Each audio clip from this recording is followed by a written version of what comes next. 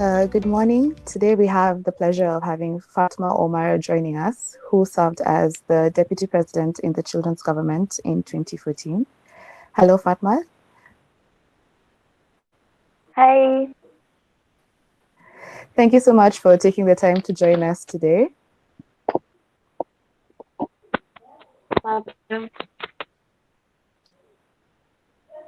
Okay, great. I'd like us to start off just by hearing a little bit more about you. Maybe you can give us a brief introduction into who Fatma is. Okay, so as you've mentioned, my name is Fatma Omar. I am 20 years old and I am a computer science student at Shriara. And yeah, I currently live in Mombasa because of this pandemic, and yeah, but I usually stay in Nairobi, whereby I have to go to school. That is, and a little more about myself is that I am an enthusiast, especially on the world of IT, cybersecurity to be specific. And I also enjoy my free time helping the community through various platforms like CBOs and Access Education International platform. Great. Um, as I mentioned, you served in the Children's Government as the Deputy President in 2014. Could you tell us a bit more about the Children's Government? Because I know there's a lot of people who maybe do not know that it existed.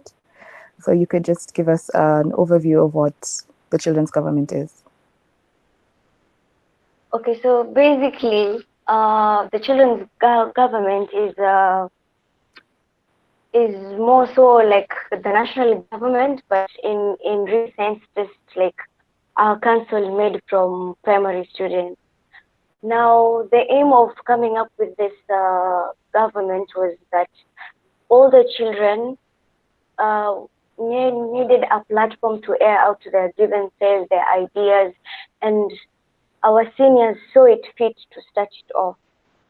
So basically, the composition of the children's government consisted of the four executives, the president, the deputy president, the speaker, and the deputy speaker, and also six ministries. Yeah, so that is how the Mm-hmm. composition was, why there was need for it to be established.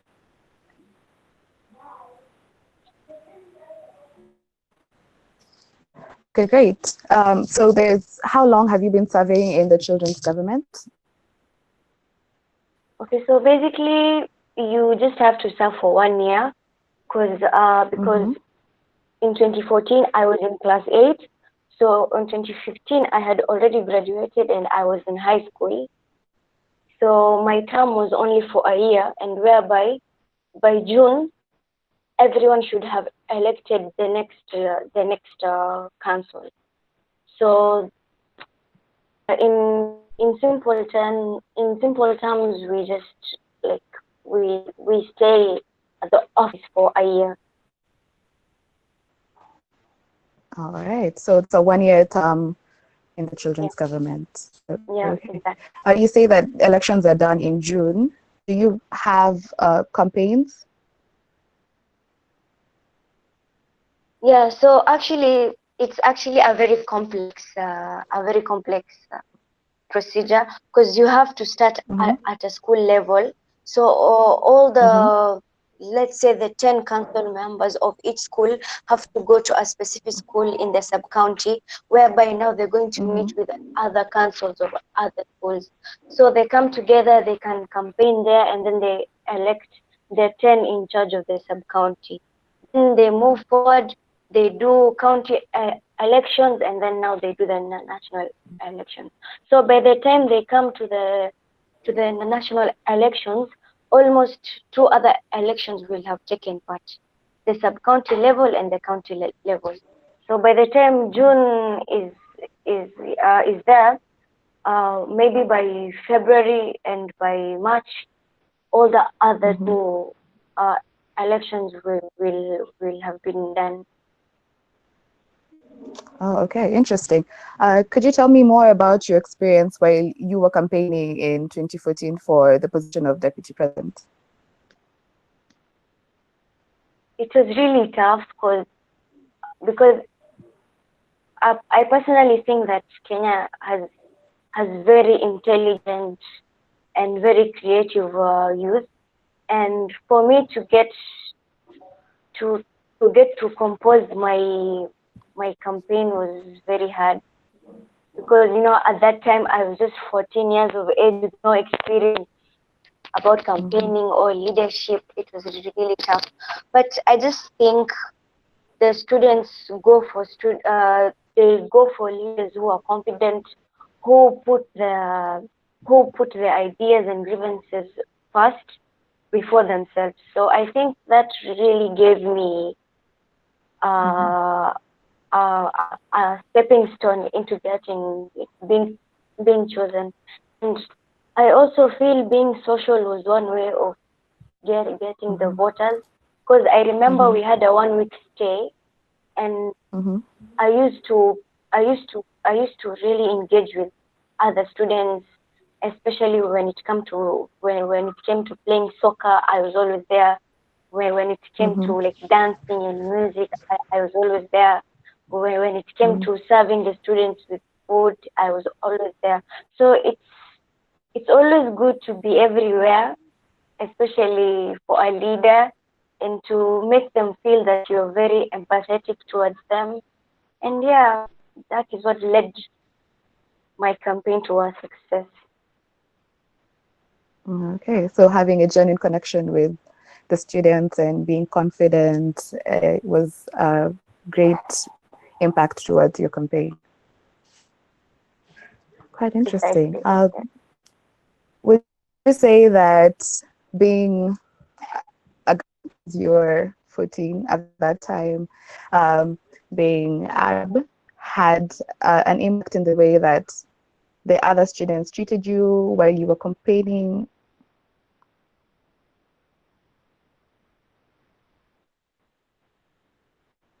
Okay, I'll just say that I, when I was elected as the first female deputy president of Kenya, the most impact that I had was in my school because Mm-hmm. many students used to feel rather insecure in school, and I came up with ways on how to make parade more fun because all we ever had was to line up and listen to teachers all the time. So I changed it to be a student-led parade. We would have entertainment at least for 2 minutes after prayers. So I think the impact for me was really great because I had so many ideas that I wanted to put across, but I did not have that platform to air it out. But as soon as Mm-hmm. I became the deputy president, all the teachers used to really consider my ideas and my opinions about specific stuff, like coming to school on Saturdays, how long one should stay, if whether they should take the students' opinions into consideration. So I believe the impact was massive. And apart from Mm-hmm. having an impact at my school, I also had an impact at my home. My Mm-hmm. mother, she really used to, like, she supported me up to date. My father and my friends, they really used to to encourage me, especially when I would take time alone to come up with ideas, to try to bring back people together in the community. So the impact was really massive, really massive. Mm. And would you say that your family had an influence towards you gravitating to wanting to be part of a children's government? Yeah, completely. Like I remember the day that we were finishing our campaigns and people were voting. I was on call for almost 2 hours with my mom. She was very nervous. She was very anxious, Mm-hmm. and like she was waiting for the results. And as soon as I got them, she was the first person I made a call to. And I Mm-hmm. remember when we finished all that, I went back home, and there was a very small surprise party of consisting of my mom and my two siblings. Yeah, and I can say she was my biggest support. She was my biggest support. Yeah. Oh, that's lovely. You say that the children's government gives you an avenue for the children to have their voices heard and their issues heard. How exactly does this happen? Is it through legislation or forums? What avenues do you use to pass Okay, on so this? Yeah. yeah, okay, so I feel, or rather, how my experience was with the children government was that most of how we made our the difference in our community is basically through coming up with policies. So at first Mm-hmm. we had workshops on teaching us, like on teaching us how to come up with good policies. And also since how the policies were made was when all 10 members of all the 47 counties came together. So our policies were not biased. We heard from every student who was from, like, let's say in Kenya we have 47 counties. So all the counties Mm-hmm. contributed to that policy making decision, like the entire process. And also we had different avenues, like the UNICEF. They used to come give us free workshops how to make policies, and also how to have private victory at first.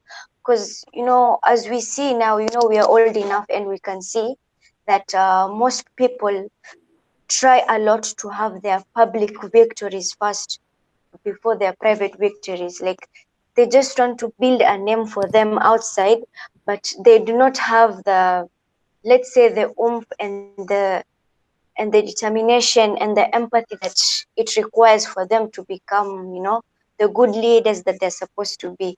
So as much as we focused on the policy making, we also focused on building ourselves from inside out and not outside in. So as Mm-hmm. much as the policy making made us great leaders, it also made us good human beings, first to ourselves Mm-hmm. and then to our community. Mm.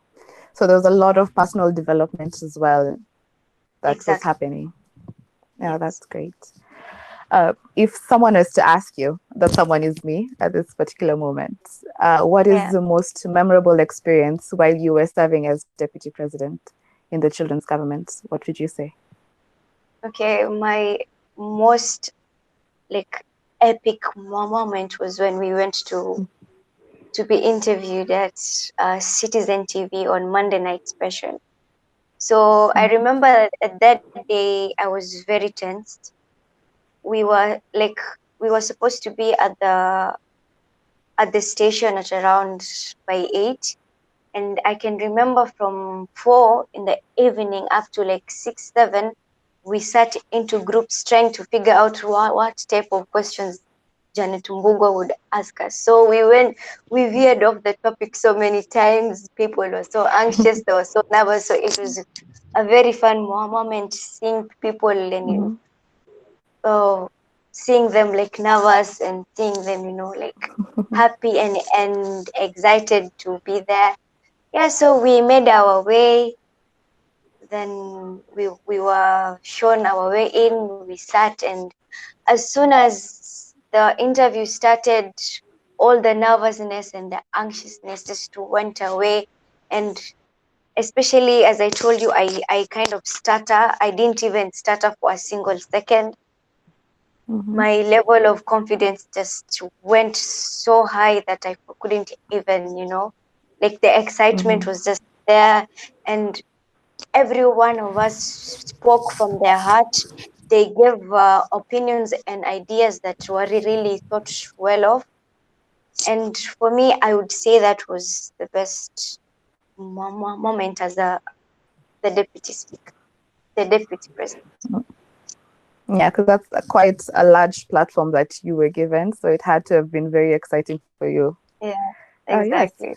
Uh, so you've mentioned that you're currently doing computer science in Riara University, that you have an interest in technology, ICT, cybersecurity specifically. Would you Yeah. say that your time in the children's government had an impact in moving you towards that direction? Very much. I remember when I was chosen as the deputy president, there was also one of the ministries, Minister of Sports and Technology. His name Mm-hmm. was Fadhili. So I used to disturb him a lot because I used to push him to tell our seniors to make us a website. So as any time that technology would be mentioned, I would always be there, even if it's just type to even if it was just to type on the laptop. I was just always there. And whenever somebody came up with an idea on how to enhance the technology that we had at that time, I would, just second it. So yes, they played a very big role. And also apart from that, they pushed me to follow my dreams. And my dream was then to become a cybersecurity analyst. So from how I was built from then is the same path that I took, and this is where it has led me to realizing my dream and my goal. So Mm-hmm. definitely they played a very big role. Great. So what are you currently working on right now?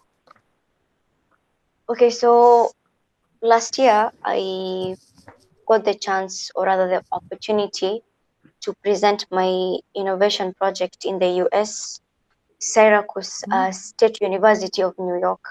So I was in Form 4 at that time, 3 months to my KCC, and I went for 1 week where I presented my project called Fibopella. Fibopella, which comes from the name Fibonacci and propeller. So the project was simply about reinventing the propeller of a helicopter to make it reduce the consumption of fuel by 60%. And how that was brought about by was using mathematical number series, the Fibonacci number series, whereby you add two numbers and the result is the number that is preceding them. Like 1 plus 1 is 2, 1 plus 2 is 3. So these numbers follow each other. So I also used the golden ratio with this number series. So, okay, the golden ratio is simply a number that when anything is built near it, it is in its perfect form. So all this blended in together, applied in the propeller, and I also did some test runs, and yeah, it could reduce the consumption of fuel by 60%. So that is what I worked on. But right now I don't have any current project, since I'm working on mostly community work, whereby we raise funds to give care packages to orphanages, to widows, to prisons. Yeah, so that's the only project that I'm having right now. And we also work together with our MP of Mvita sub county, whereby he helps us. He gives us revision exercises for KCPE students and also KCSE students. So I personally deliver it to the doorsteps every Wednesdays and Fridays, and also on Sundays. Yeah, so that is just all that I'm doing. Well, that's all very impressive. You said it's Fibopropeller or Fibo Fibopella. Fibopella. Yes, Oh, that's very, very impressive. thank you. Could you tell us a little bit more about the work that you're doing in your community? You've mentioned the work that you're doing. Could you please expound a little bit more? Okay, so first and foremost, I am an executive member, a research officer to be specific, at a CBO called Global Youth Projects. So this CBO works under three pillars. We try a lot to counter violence extremism. We want to eradicate poverty in our society, and also to enhance youth empowerment. So far, we have three projects. We are currently taking care packages to Kwale County, to Kisauni Sub-County, to Jomvu, to Mikindani, and to other sub-counties that are outside the Mvita Island.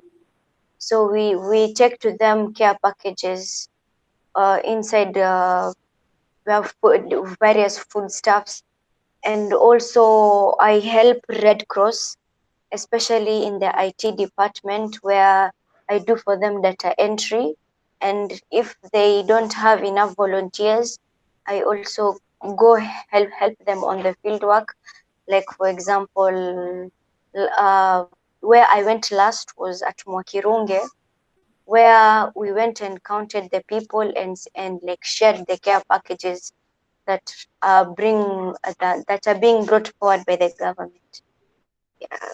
And also I am part of an environment CBO called Navafa. It is actually an Arabic word that means cleanliness, where we focus especially on plastic pollution. So we hold events whereby we tell the community to come to collect plastic bottles and any containers made of plastics. Then they bring it to us. They weigh, we weigh them. Then the first three people with the highest weighs, we give them prizes. So yeah, instead of just leaving them, or rather leaving the county government to clean our streets, we help them by doing such projects in our community. Would you say that serving in the children's government has led you to have more interest in contributing to your community, working with your community? Precisely, yes, because I believe if I didn't get into this, the children's government, I wouldn't have like known myself better, because I was also under a lot of dilemma when I was trying to choose my course, because I wanted to do something that could develop my interest into helping the community, or choosing to choose my passion, which is computer science, the IT itself, or going where to community work. So as much as I chose my passion over community work at times, I try a lot to synergize it, to use my IT knowledge to help the community, or when I am not doing anything IT related, I try a lot to shift my focus on community work. So I believe if I was not the deputy president of the children's government, I wouldn't have known, or rather developed my interest as a community worker. You've mentioned that you're also currently volunteering with Red Cross, and I think you've also mentioned to me that you're doing some food distribution to help right now with the COVID-19 pandemic going on. Could you tell me a bit more about that? Okay, so basically at Red Cross, I help them with data entry, but where I Yeah. do my field work is with my other CBO called Global Youth Projects. So we Oh, okay. basically land with the chiefs all over the sub counties. Then we tell them we need we widows, or we need orphans, or like we tend to focus on the most vulnerable people in the community, those who most of the times are usually neglected, because or the care packages that are being brought by the government does Mm-hmm. not discriminate. So it gives everyone the chance to get the care packages. But our main aim is not equality, but rather equity, because we need to help those who are most in need. So that is why we tend to look at the most vulnerable people in the community. Once that is done, then the remaining ones, we give it to our volunteers, because most of the times our volunteers are always at the forefront and risking their lives, especially at this time, to ensure that the community gets their care packages. They have to stay all night up to 4 a.m. and that's when they go back to sleep. Then they have to report back at the stations at 10 a.m. So as you can see, they have a very small duration of time to rest. And most of these volunteers also are in need, but then they don't keep themselves first. They keep the community first and then they leave themselves behind. So we encourage a lot. If we are going to help our community, we start with the ones that are closer to us. As the saying goes, charity begins at home.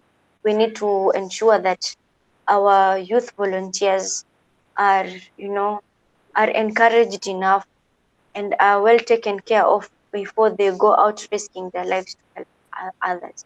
So as much as we try a lot to give the community at large, the vulnerable communities in our society, we also want to take care of those who are steadfast into ensuring that everyone gets their packages.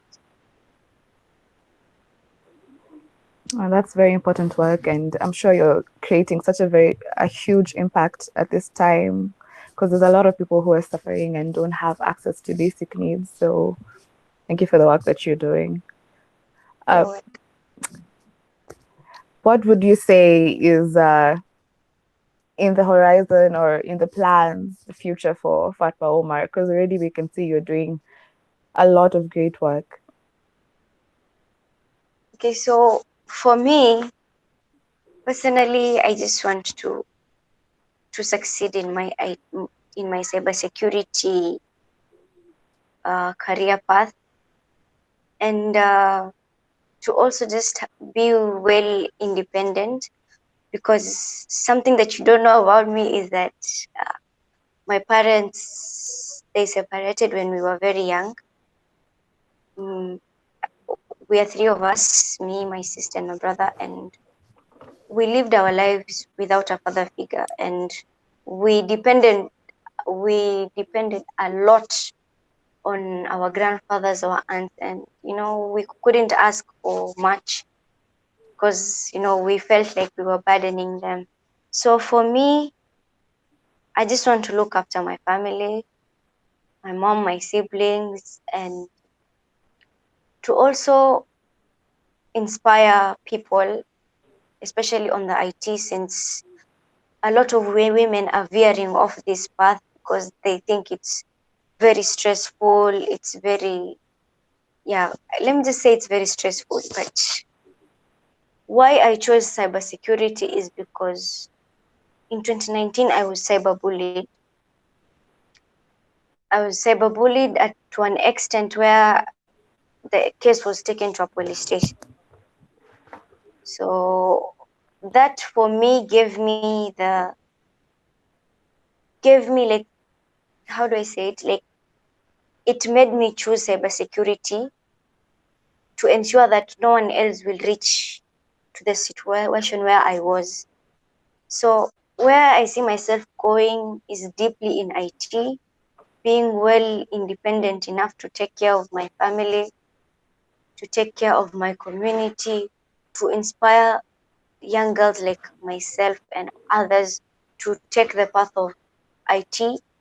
Yeah, and one thing that I like to say everywhere I go when I go to give talks is that whatever happens, you need to always choose yourself, to always choose yourself, to always choose to follow your dreams, because I believe we are so many people in this world, and there's no way you are going to please everyone. You can't please everyone. So the best thing for you to do is to be unapologetically yourself.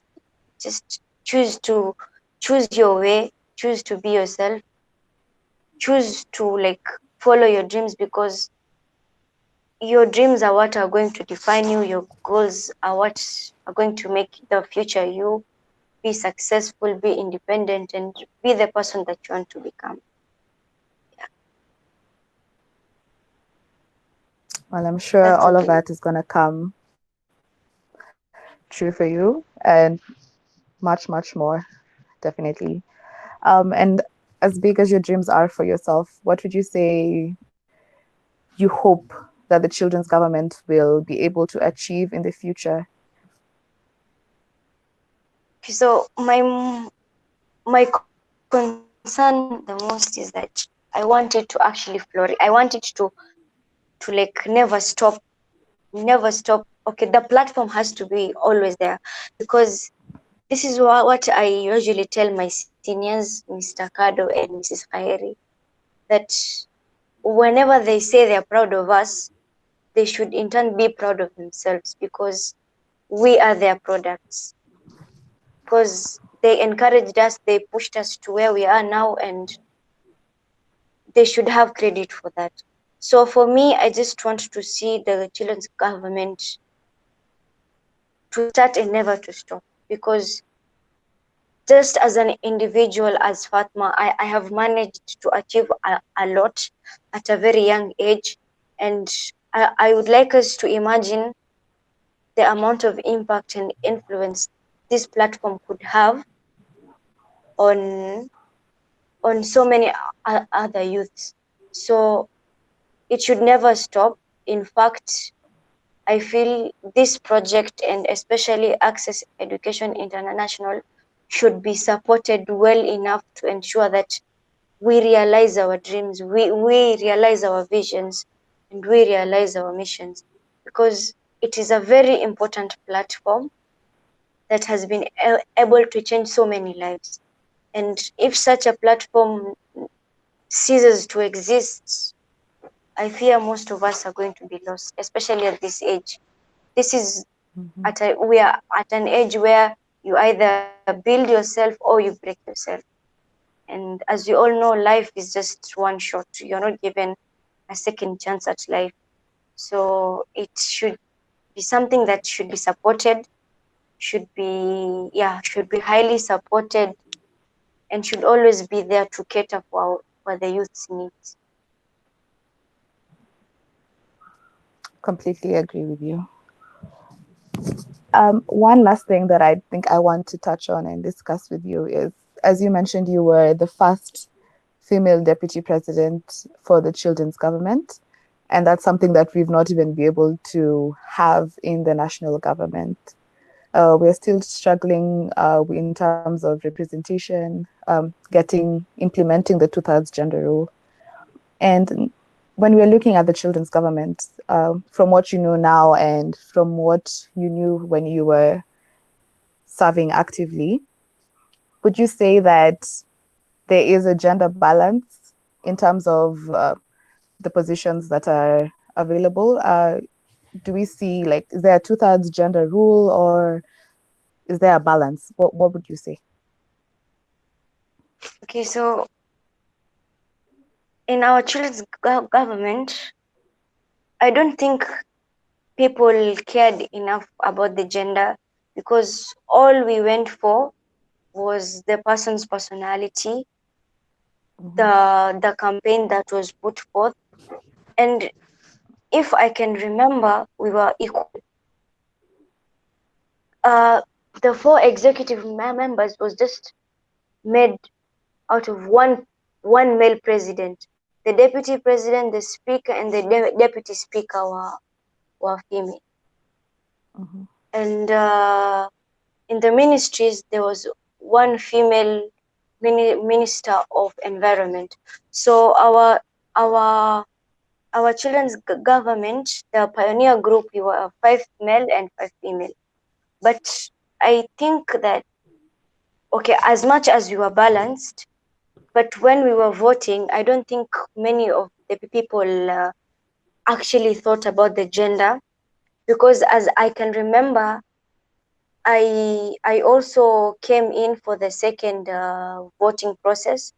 I was in Form 1, but I took a 1 week leave to go and hand over my docket to the forthcoming president that was there. And the president at that time was a lady, a young lady from Garissa. So Mm. I won't say as children we are biased, but we tend to look at things that are beyond, let's say, that are beyond our imagination. Like, for example, most of the things that adult leaders would take into consideration majority of them are not what we as children would take, because all we cared for was that this person came forth with an idea that I fully second, that I fully want to see that will come into a realization.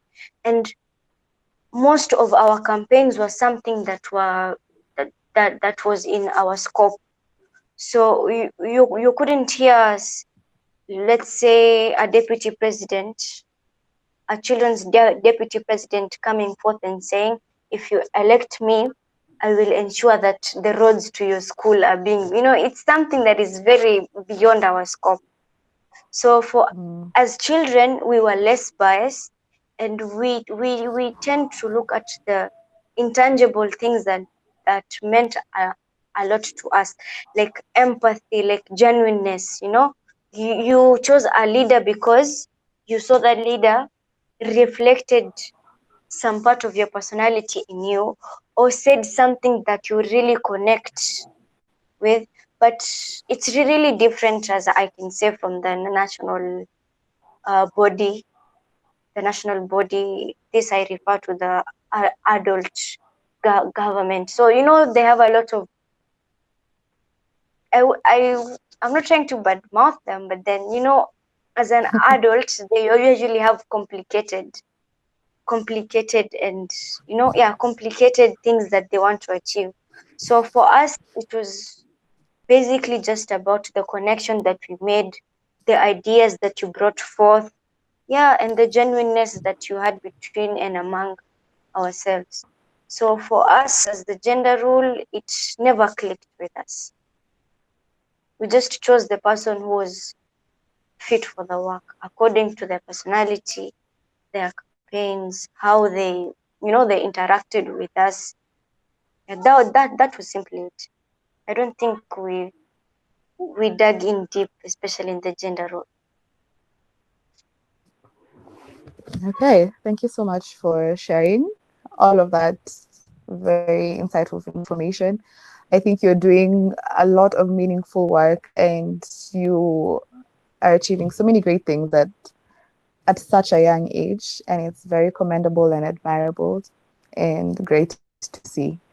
So, just before we come to the end of this, um, what would you say to other people who would like to be a part of something like this, the children's government, that is? Okay, so I feel the first thing is you need to be self-aware. You need to know yourself deep enough to know where you belong and where you don't belong. And also try to take a lot of chances, because I took a chance coming in front of so many people and vying in front of them, not knowing how they took me, especially because of my ethnicity, or because of the way I spoke, or because of my flaws, especially in my speech. So you need to take that chance and be confident enough, and just make sure this that your inner voice is loud enough to outweigh and to outhear the other negative voices that are surrounding you. So you need to know yourself enough to know where you belong, because I feel when you find where you belong, you will never have problems on going on further. Like now, the problems that I face, especially that are connected with me having to choose this particular path, is something I can handle, because I know this is where I belong, and this is where my purpose is. So for you to know where you want to be, you need to know your purpose. And where your purpose is lies your passion. So once you are aware of this, once you know of this, if you choose to follow this path to becoming a youth leader, then everything will be at ease. Even if you're going to face problems during or after or even before, they're all worth it, because at the end of the day, you will have reached to your destination, and you will have achieved so much and have learned so much, and you will also have grown so much to an extent whereby when you look behind, you will be very proud of yourself. So find your purpose, and by finding your purpose, that is where your passion lies. I like that. Finding your purpose, that's where your passion lies. Thank you so much, Fatma. That was a very interesting, a very insightful conversation. Thank you for joining us today. You're welcome. It has been my pleasure to finally seeing you, even if it's behind a screen. Yeah.